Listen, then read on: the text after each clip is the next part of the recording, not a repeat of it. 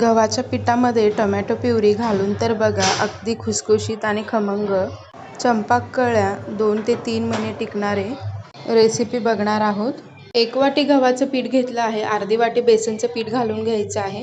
एक मिक्सरच्या भांड्यामध्ये 1 चमचा जिरे, 1 चमचा ओवा, 4 लसणाच्या पाकळ्या, 1 टोमॅटो, अर्धा चमचा हळद, 1 चमचा लाल तिखट, चवीनुसार मीठ घालून बारीक अशी तयार प्युरी पिठामध्ये मिक्स करून घ्यायची आहे। पीठ असं छान मळून घ्यायचं आहे। सुरुवातीला टोमॅटोच्या प्युरीने पीठ मळायचं आहे। थोडंसं पाणी घालून पिठाचे 4 ते 5 गोळे करायचे आहे, जसे व्हिडिओ दाखवल्याप्रमाणे।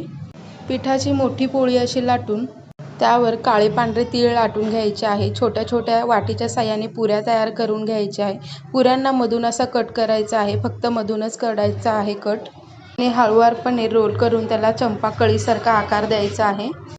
गोल्डन ब्राऊन रंगाला येऊपर्यंत छान अशा कळ्या तयार करून घ्यायच्या आहे। इथे बघू शकता 2 ते 3 महिने टिकणारे कळ्या तयार झाल्यात। व्हिडिओ आवडल्यास व्हिडिओला लाईक, शेअर